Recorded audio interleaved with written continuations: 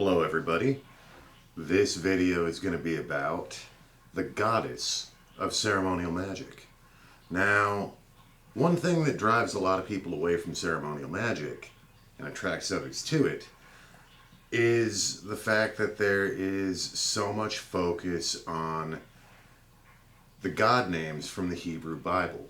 In Golden Dawn rituals, you'll trace the pentagram and then it's Yod, He, Vav, He, Yahweh. Or during the middle pillar ritual, Yod, He, Vav, He, Elohim, Yahweh, Elohim. And this seeming lack of a feminine divine principle is something that, is honestly kind of driven a little splinter into my brain for years. I would say I was probably 15 or 16 when I first kind of dedicated myself to the goddess, when I was studying Wicca from books. And those Wicca books seemed a little lacking in magic. And so in ceremonial magic, I found rich tradition and knowledge and technique. And that's what absorbed me in ceremonial magic. And yet, there's always been this challenge within me regarding where is goddess in this? Now, I've known for a long time that a lot of these names that we use are not entirely male all the time. Elohim from Genesis chapter 1 is a plural word. It's a masculine male prefix with a feminine plural suffix. So it's gods and goddesses, or pantheon. And that appears in the Bible in chapter 1 as Elohim created the heavens and the earth. Elohim created humanity. Male and female, they created them. In their image, they created them. Now, traditional Christian and Jewish scholars will say, well, even though it is a plural word, it's intended like the royal we, so just ignore that. It's monotheistic, one God, and he's male. Move along. I've never really bitten off on that. But and then, of course, I've also heard of Sophia, the Gnostic goddess wisdom. But I just had to kind of accept, okay, there's a male pillar on the tree of life, female pillar on the tree of life, and there's the middle pillar of balance. And we still use Yod He Vav He as the highest name. And because of the richness of ceremonial tradition and because of the enlightening results of it, I've kind of accepted this. But a few months ago, I met someone rather strangely, under very odd circumstances. I had had a dream where a beautiful angel, who I've dreamed of for years, introduced me to someone. And then 2 days later, that same someone contacted me on the internet from 1,500 miles away and said, I had a dream where the goddess told me to reach out to you, that you need some inspiration. And I was like, oh, holy crap. So which goddess was this? And he said, Asherah. I don't know who that is. And he's studying the classics at a Bible school, and he said, Asherah is the wife of Yahweh. Mind blown. This has led to kind of some obsessive research and some questing and discovery. And on this early Sunday morning, May 1st, Beltane, while, we're celebrating, while the pagans celebrate fertility and God and Goddess and they have their maypole dances, I want to take the opportunity to share the fruits of my research and how this has affected my perspective on life and on magic. Now, if you go out and decide to do some research yourself, you might notice what I noticed, and that's that the scholarly writings about this subject seem to be divided maybe 70-30, maybe 60-40, with a huge number of scholars who are traditional Christians and Jews who are supporting, kind of a standard male-oriented monotheism, saying that, yes, sure, the name Asherah does appear many times in the Bible, 40 or 50 times in the original Hebrew, but that word means two things. One, it's used to mean tree, a tree, and two, it's used to mean a pagan idol, and it appears in the Bible so many times because the early prophets and kings had to get rid of all of these horrible heathens and destroy their idols. And then the other scholars who don't have that agenda give all of this other information that really makes a lot more sense and makes sense of the history and the evolution of this document that we call the Bible. And what happened to the goddess that for much of Jewish history was worshipped by Jewish people and who had a place in the first and second temples for a long time, and who they have found inscriptions praying to right alongside Yahweh for deliverance, as well as where that all came from. All right? So, first off, Judaism didn't come out of a vacuum. It didn't just appear one day. The Bible is a very complicated collection of scriptures, and many changes have happened to it throughout time.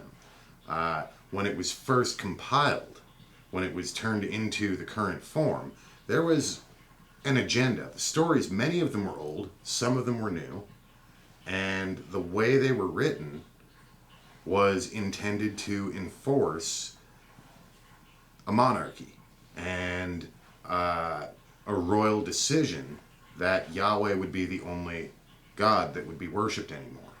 And we can see in the book of Deuteronomy,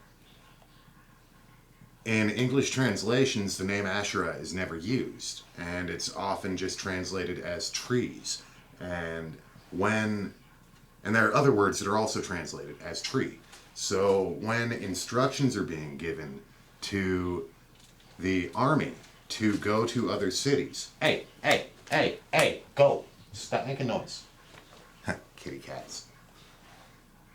When instructions are being given to the army to go to these other cities and tell the people there, either surrender to us and be our slaves, and if they don't surrender, kill all of the men, enslave the children, and marry the women. And while you're at it, don't cut down any fruit trees or any fruit-bearing trees. Nothing. Don't get rid of the food source, but cut down and burn all the other trees, the ones that are not for food. And originally it was cut down all the Asherahs, all of the Asherah trees. Eliminate her worship.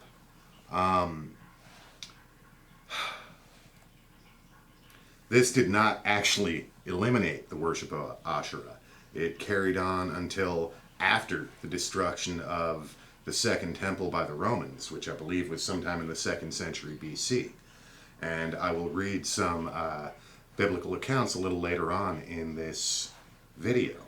But the worship of Asherah began before Judaism. It began before the Hebrew language even existed as a language. And in Ugaritic, which is one of the pre-Hebrew languages, we find that Asherah was not actually Yahweh's wife. She was his mother. Asherah and El, or El Elyon, God the highest. Asherah created the earth and the universe, and by El she gave birth to the gods. And the old accounts say she gave birth to either 77 or 88 gods. By the time we get to the Canaanite religion, she gave birth to 70. You take those 70 gods, add Asherah and her husband El, you have 72 gods, or one each for each planet in each sign. That can give you some insight on where the Shem HaFaresh, or the 72 names of God, that are widely used in astrological magic and correlated to the 7 planets times the 12 signs, where that comes from. The 70 children of Asherah, along with herself and El. Alright? So, in any case, and Elohim, by the way, you will find arguments that say, yes, Elohim is intended to be singular. Yeah, it's a plural word, but it's used like the royal we. Only problem with that is that pre-Hebraic languages use Elohim or Elohim to say pantheon. All right? It is a plural word. It means pantheon. A lot of words got redefined with the redefinition of religion. In any case, so according to this mythology, the children of El and Asherah, each child took lordship over one of the nations of the earth. And each of these 70 gods had a covenant with that nation. So when we read about the covenant between Yahweh and the early Jewish people, this is a continuation of an ancient tradition that predates Judaism. And there were other covenants that existed. Very interestingly, there is a Phoenician talisman, or an amulet, rather, a stone with carvings in it that says, "The highest has made a covenant with us. Asherah has given us a pact. The 70 children of Asherah have a pact with the wise ones." There is a pact between Asherah and the Elohim and the wise ones. Now, we can find some interesting insights into some of the psychology behind this change. And some of that can come from the book of Hosea. And in the book of Hosea, we find him talking about his wife cheating on him and how eventually he redeems her, but she has to go through all this crap and basically submit herself to him. And in that same book, it talks about Yahweh's wrath and anger toward Israel, Israel, Asherah, you know? So this rejection of the goddess and this subjugation of the goddess and the removal of her divine virtue is kind of a theme, you know? And if you read what feminist scholars have to say about it, obviously you're going to get some insight into how that's affected society. But many teachings of this goddess, of Asherah, still made it into the Bible with a different name. If you read Proverbs, wisdom, okay, on the tree of life that we've inherited, wisdom is put on the male side of the tree of life. And the male is said to be the pillar of mercy. And the female is said to be the pillar of severity. And the female is said to have understanding. But in the Bible, wisdom is female. And there's a theory, at least, that the Proverbs that are talking about wisdom came from an older source that were originally prayers about Asherah. So I'm going to go ahead and read one of these Proverbs to you, and let me tell you, let you decide on your own. All right.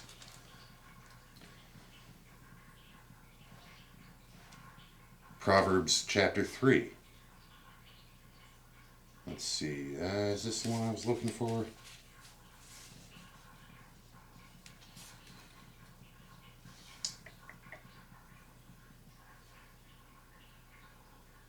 Ah, yes, okay. Proverbs 3. We will go ahead and begin with verse 13. Blessed is the one who finds wisdom. Blessed is the one who finds wisdom and the one who gets understanding. For the gain from her is better than the gain from silver, and her profit better than gold. She is more precious than jewels, and nothing you desire can compare with her. Long life is in her right hand, and in her left hand are riches and honor. Her ways are ways of pleasantness, and her paths are peace. She is a tree of life to those who lay hold of her. Those who hold her fast are called blessed. The Lord by wisdom founded the earth, by understanding established the heavens. By his knowledge the deeps broke open, and the clouds dropped down the dew. My son, do not lose sight of these. Keep sound wisdom and discretion, and they will be life for your soul and adornment for your neck. Then you will walk on your way securely, and your foot will not stumble. If you lie down, you will not be afraid. When you lie down, your sleep will be sweet. Do not be afraid of sudden terror, or of the ruin of the wicked when it comes. For the Lord will be your confidence, and will keep your foot from being caught. Do not withhold good from those to whom it is due, when it is in your power to do it. Do not say to your neighbor, "Go and come again tomorrow and I'll give it," when you have it with you. Do not plan evil against your neighbor who dwells trustingly beside you. Do not contend with a man for no reason, when he has done you no harm. Do not envy a man of violence, and do not choose any of his ways. For the devious person is an abomination to the Lord, but the upright are in his confidence. His curse is on the house of the wicked, but he blesses the dwelling of the righteous. Toward the scorners he is scornful, but to the humble he gives favors. The wise will inherit honor, but fools get disgrace. Now, as we can see, there's a little blending there between wisdom, she, and the Lord, he. And obviously there was a different religion in play by the time that version of that psalm was written down. And yet when I read that, I think Asherah and El. El is the Lord who favors the righteous. Asherah is wisdom, who teaches them to walk in a path of peace and kindness, and rewards them with her favor. So, yeah. Now, this actually relates very strongly to the origin of Kabbalah, and that understanding of wisdom tells us a lot about where the Gnostic goddess Sophia came from. And some might find it interesting that many Gnostic sects considered the god that the Romans were worshiping to be a false god, who was Sophia's child, who in his pride and arrogance thought he was the highest of the gods, even though he was not. And so discovering the true God through Sophia, through wisdom, and being redeemed and stepping outside of the delusions brought about by what they called the demiurge or the false god was very important to Gnostic teaching. So, yeah, some interesting things to think about. But back to the relationship between Asherah and Kabbalah. Kabbalah, the secret inner teaching of Judaism, typically forbidden to anyone except men over the age of 40 who were of a high class, educated class. All right? Because there is feminine divine within the Kabbalah. And if you look at the tree of life And Asherah's name, meaning tree of life, is Asherah. When we look back at Genesis chapter 2, because chapter 1 is a very old story telling of how the Elohim created male and female after their own image. And it tells the whole story of the creation of the universe. And chapter 2 retells the story of the creation of the universe. And this is the first appearance of Yahweh in the Bible. And it talks about how he created Adam and then created Eve out of his rib to keep him company. And the serpent tempted Eve and gave her knowledge. And that's why Yahweh said, you don't get the tree of life. Get out of my garden. Here, fiery sword, cut up anyone who tries to get to the tree of life. They can't have it. And when we look at older mythologies, Canaanite mythologies, Ugaritic mythologies, and even older Mesopotamian, Akkadian, and Sumerian mythologies, we see many stories of the tree of life. And oftentimes the tree of life is guarded by a goddess next to the sea. And it is her judgment of a human that decides whether or not they get to taste the fruit of immortality. So, being forbidden from tasting the fruit of the tree of life, what are we really being forbidden from? What was taken from us? Why does the tree of life in Kabbalah, which teaches us the secrets of spiritual immortality, why has that been secret for so long? Because the tree is female. Because the goddess is where you find wisdom. And the God gives you understanding. Alright? Now, some people might be tempted to say, well, of course, the followers of Yahweh faced many pagans and many polytheists, and they exterminated them, but those weren't actually the Jews, and this has nothing to do with Jewish teachings. So I'm going to point out that after the Jewish diaspora, or during the diaspora, okay, so the Romans laid waste to the Second Temple, and the Jews had to flee in all directions. After that, Asherah was still being worshipped. And to give you some evidence of this, I'm going to read from the book of Jeremiah. And this talks about Jeremiah finding some Jews worshiping Asherah, and he confronts them. And here's how they responded. Then all of the men who knew that their wives had made offerings to other gods, and all the women who stood by, a great assembly, all the people who lived in Pathros in the land of Egypt, answered Jeremiah, as for the word that you have spoken to us in the name of the Lord, we will not listen to you, but we will do everything that we have vowed, making offerings to the Queen of Heaven, and pour out drink offerings to her, as we did, both we and our fathers, our kings and our officials, in the cities of Judah and in the streets of Jerusalem. For then we had plenty of food, and prospered, and saw no disaster. But since we left off making offerings to the Queen of Heaven, and pouring out drink offerings to her, we have lacked everything, and have been consumed by the fire and by famine. And the women said, when we make offerings to the Queen of Heaven, and poured out drink offerings to her, was it without our husband's approval that we made cakes for her bearing her image, and poured out drink offerings to her?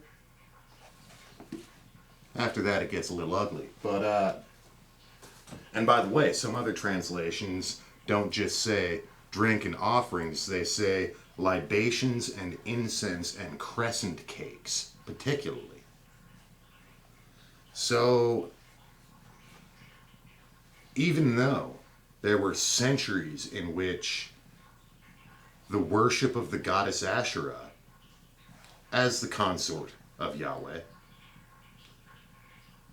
had been harshly punished by the death penalty. It had not yet been exterminated, even by the time of the diaspora. Now let's talk about yet another survival of the worship of Asherah, even in Jewish tradition today. Now, most people are familiar with the menorah, the candelabra, and there's the story of the lamp that burned for 9 days, and that's why they have the 9-day candle or the 9-part candelabra, and the menorah in the temple, the actual menorah, that 9-part candle is called what is the word? Sounds Hanakkiah, something like that. In the temple, it's a 7-part candle. Central branch, 3 branches on either side. So trunk, 3 branches. And if you look at Ugaritic and Mesopotamian artwork, Asherah is depicted as a tree with a central trunk and 3 branches on either side. Now, the menorah is not talked about as a tree, but the imagery is very, very, very similar. And this is the lamp that burns in the temple before the Ark of the Covenant, the Asherah. So even though there are verses that instruct the Jews to never let there be an Asherah, this time often translated as idol, never let there be an idol in the temple, there's still this 7-branched candle that takes a very similar form to the tree of life depicted as one of the incarnations of Asherah, the goddess. Now I'm going to have to resort to some notes here, because a lot of this is fairly new to me. Alright, so some things that the candelabra is called, in addition to being a menorah, is Ner Tamid, or eternal light. It's also called Ner Elohim, the light of the gods, or the light of God singular. But Elohim is a plural word for pantheon. So a 7-branched candelabra, 7 lights, eternal light of the gods. Ner Elohim. And this brings us back to planets as gods. 7 planets, 7 lights. The sun and the moon, the god and the goddess. Okay? And when we have the Hanukkah version of it, the 9-branched candlestick, one of those candles is referred to as the shamash, or the servant. And it's the servant candle that's lit first, and the servant candle lights the other flames. Isn't that fascinating? Now, let's take a look at some of the other names and epithets by which Asherah has been known. An old Ugaritic verse says that Asherah, her husband shall call her Elath, or the goddess. And that can be translated into Ha-Elah, the goddess. Her husband shall call her goddess. Another pre-Hebraic name for Asherah is Kaniyatu Elima, or creator of the gods. Also, Atarut Yami, she who walks on the sea. Atarut, Asherah, slightly different dialect. Yeah, that verse, her children shall rise and call her Asherah. Her husband shall call her the goddess, or Elath.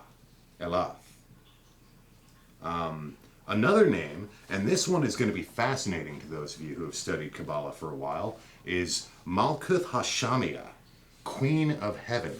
Now, in the Kabbalah we've inherited, Malkuth means kingdom, and it refers to the earth. Kingdom, not queendom.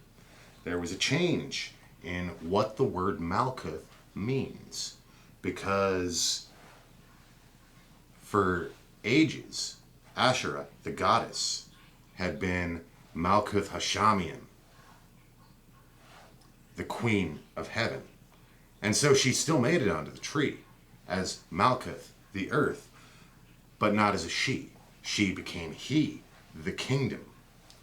So this idea of the goddess of the earth being the queen of the heavens, of Asherah being the queen, of Asherah being divinity expressed in the world, was kind of erased, and we just said kingdom. Okay?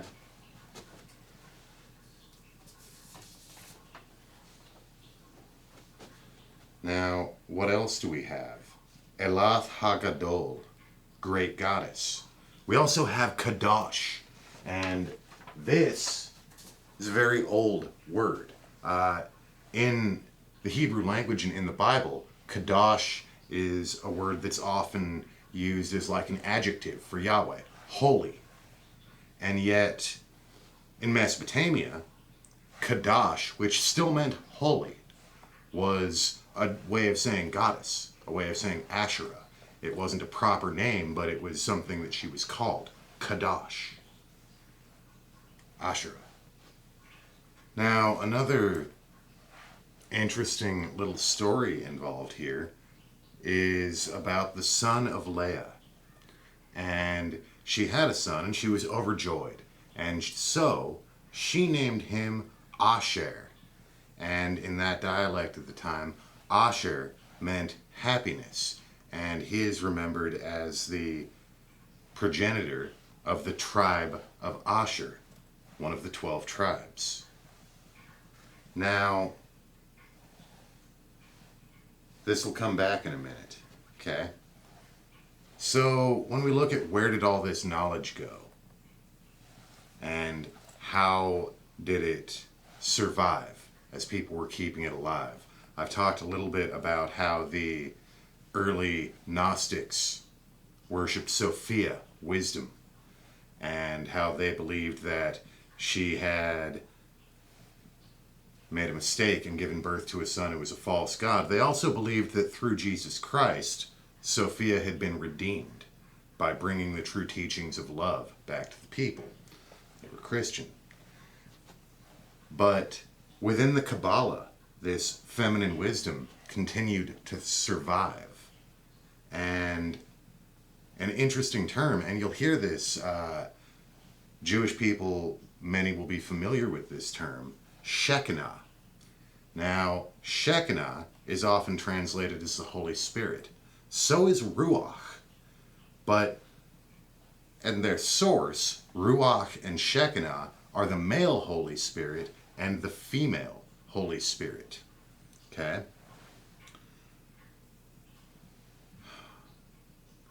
And in the 10th century, in Zohar, a Kabbalistic classic, the old one is Sefer Yetzirah, and then in the 10th century, Zohar came about.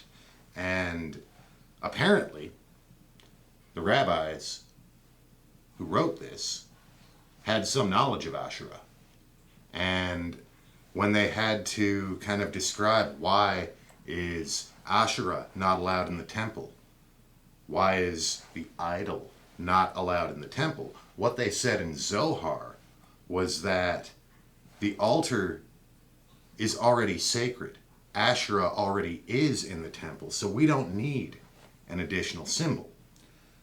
Well, why don't we call her Asherah anymore? Why do we talk about Shekinah instead? And the answer given in Zohar is that Asher means happiness or joy. Just as Leah named her son Asher because she was so happy. But the goddess isn't happy because she is in exile and forgotten by her people. And so we don't use that name anymore. Instead, we speak of Shekinah. So, how do we make use of this knowledge today? First off, I want to point out a couple of things. One, the 72-fold name of God that we've inherited is not, those names are not the same names. My theory is that they remembered that there had been 72, the 72 children, or the 70 children of Asherah, along with herself and El, the highest God, the Father, the true Father. But the names were forgotten, and so they came up with a formula to generate 72 names. I also want to look at some of our grimoires, and particularly at a very popular one, Goethia, which has 72 spirits or demons to summon. And it's kind of common knowledge that the beings in Goethia, their names are kind of degraded versions of old names. And one of the common ones that's pointed out is Ashtaroth. And they say that Ashtaroth is a degraded form of Astarte. And they say that also Astarte is also Inanna, and Astarte is also apparently Isis and Hathor, and maybe Asherah too. Asherah and Astarte were not the same person. In some of the old myths, Astarte was one of Asherah's children. And in other myths, Astarte was Asherah's sister, who was a warrior goddess. So when you wonder why does Goethia have such a bad reputation, it might have something to do with the fact that if you summon an ancient warrior goddess and then start bullying and intimidating her by the name of God, by the name of Yahweh, who destroyed the worship of all of his brothers and sisters, not to mention his mother and father, who put their followers to the death by the sword and cut down the sacred trees. If you actually manage to summon that goddess and that's how you talk to her, whoo, buddy, expect some bad shit to happen. So if you're really going to practice by the book, you better hope that what you're summoning is not actually that ancient goddess, but some other low being that will be intimidated by those names, and can be intimidated by a human. So have a care. But when we're looking for who are these 70 children, it's kind of tough to find all the names. I haven't found anywhere near to all of them. Found a few though. Baal, who is another being in Goethia. And we have stories of one of the prophets getting into a pissing contest with a neighboring city and doing better miracles or doing better magic than all of the priests of Baal combined. And it also talks about the servants of Asherah being there, and the priests of Baal were put to death, and it just doesn't tell you what happened to the followers of Asherah. That's just not mentioned. Guess it wasn't important what happened to those ones or how they compared to the prophet. Yeah, so when we're looking into this and when we're looking at some of the old grimoires, we have to understand that while there is a lot to be learned from the grimoires, we need to have a care in how and how much we apply that knowledge. But I want to talk about the tree of life as feminine and Shekinah as feminine. Okay, because we know that wisdom on the male half of the tree of life used to be female, and even still is in the Bible. We also know that Malkuth, the kingdom, was actually the queen. And we know that the tree itself, the tree of life, is a symbol or incarnation of goddess. So when we're projecting the tree of life into our sphere of sensation, when we're establishing the tree within our aura, within our sphere, there's a very feminine quality to this. And there is a very feminine quality to Shekinah, or the holy power. There's Ruach as well, the mind of God, the male energy, and the female energy. So a lot of this, like penises and vaginas, magic is about recognizing both polarities within you, whether you are male or female. That it's not about penises and vaginas. It's about completion.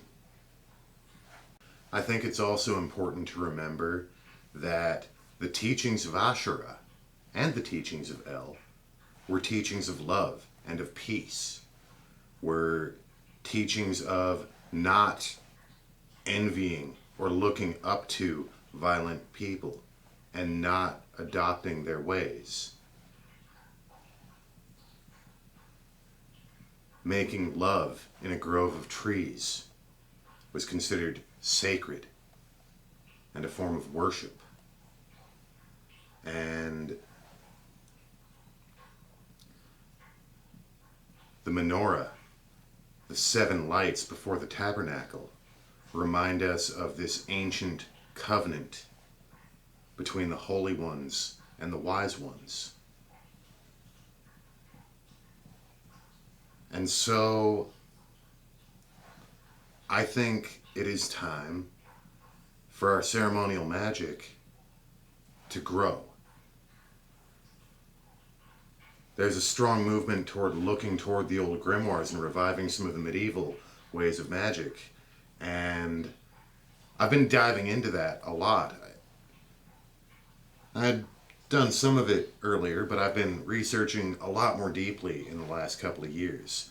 And we do have a lot to learn from the grimoires. The magic that we inherited from the 19th and 20th century writers is kind of like almost crippled, because materialism had progressed so far, because people who wanted magic to be taken seriously were looking for any description that could rationalize it. And so they incorporated a lot of psychology and said that the gods and the spirits are really just aspects of your own unconscious. They said that evocation is really just some little psychological process where you're basically just talking to yourself. And so a lot of people have been turning to the old ways. And yet in those old ways, we still see some very off-balance, kind of ugly stuff, you know?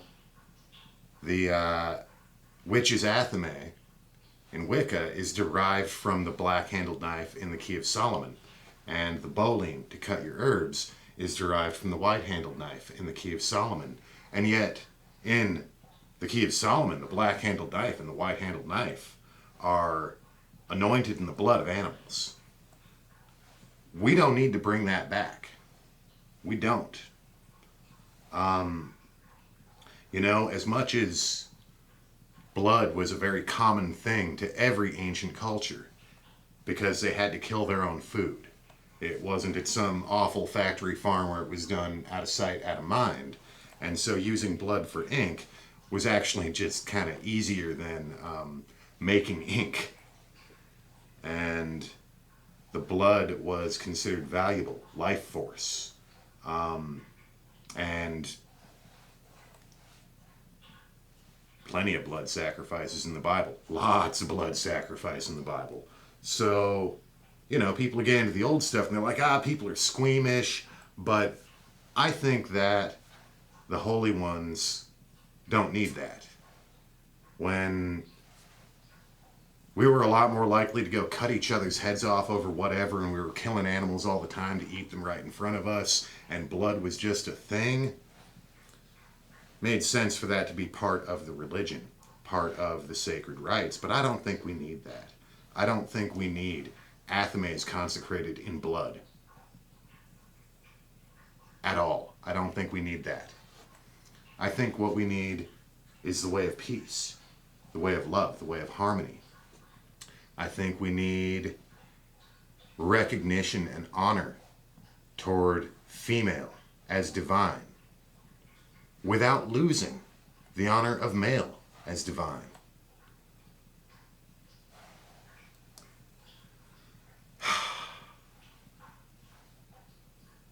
And when we're using the old names, I think we need to look more deeply into what they mean and where they came from. And I believe that the gods and the angels are very tolerant of human ignorance, and often answer, regardless of whether or not we're calling them the correct name, regardless of whether or not we understand them truly. And yet, when we look at where the world is going, when we look at what the ignorant fools and the men of violence are continuing to do on this planet, and the women of violence as well, we see that the world is in a pretty precarious position. There are wars going on all over the world right now. The United States of America is bombing the shit out of people all over the place and continuing to overthrow legitimate governments and support tyrants and wealthy people who own everything. Look at the rest of us like peasants, like we're farm animals. Like us voting for leaders is just some ritual to keep us distracted from what's really going on, you know? And religion is used to coerce people and make them scared of each other and turn them against each other and incite them to violence. And yet the most ancient wisdom says that we should not be violent people, that we should never commit an act of violence unless it is to defend our lives or to defend the people that we love, but for no other reason.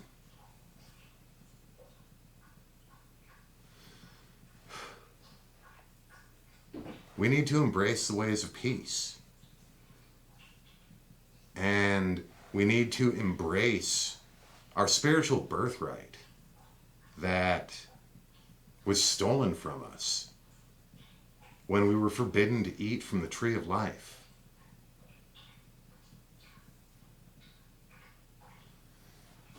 As far as understanding El and Asherah, or goddess and God, this idea of transcendent divinity and material divinity, I am reminded of Eastern teachings. Kashmir Shiva Ism, or the worship of the god Shiva in Kashmir, which is currently rather violently occupied by Pakistan and has been for some time, and the Kashmiri people are scattered across the earth as refugees. In their religion, Shiva and Shakti are seen as two emanations of the ultimate deity, who is generally called Shiva, but is thought to be genderless and in all things and all people at all times.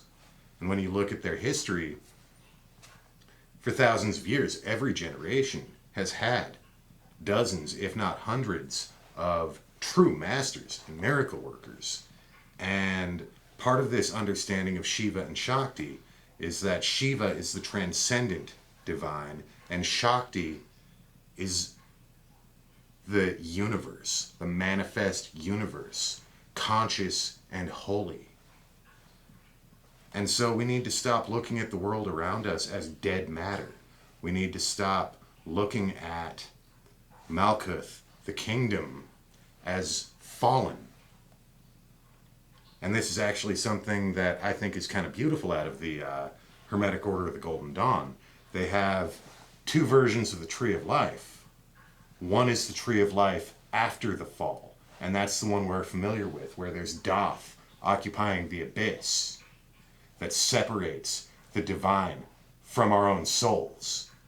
And then there's the Veil of Parakit, which separates our entire incarnate identity from even being aware of our own soul. All right? So there's a veil that blinds us to our own true nature, but even in realizing that, there's this abyss between ourselves and that which is holy. And then there's the Garden of Eden before the fall. Its original form, or the Tree of Life before the fall. And Tiferet has been brought back up. It's been restored. Doth is no longer there. This non-Sephirah called knowledge doesn't exist. Tiferet, the soul, unites the manifested parts of the tree with the transcendent. And Malkuth is no longer hanging as a pendant beneath the lowest triad, but is restored to an integrated balance. The tree is symmetrical. The crown and the queen are in balance. The transcendent divine and the material divine are united. And so this Doth, or this knowledge, which fills the abyss that separates us from divine knowing, this false knowledge, this foolishness that leads us to disaster, that leads us to do things we don't believe in, to buy shit we don't need, to impress people we don't like. We need to wipe this shit out of our minds. We need to get rid of false knowledge, and we need to embrace true wisdom and true understanding, and embrace the path of love, and embrace the path of peace, and embrace the union of male and female.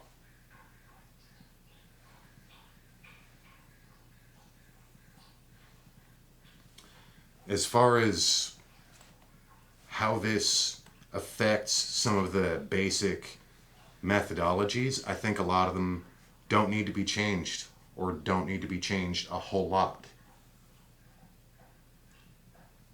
A lot of the wisdom is intact, despite how difficult it has been for prior generations to carry it on to us. And in this time where magic is experiencing a resurgence and a revival and a renaissance, our souls need to be experiencing a renaissance as well. And so, my brothers and sisters, I invite you to join me in a quest of new understanding, which is the rediscovery of that which is ancient. Much love and many blessings. And peace.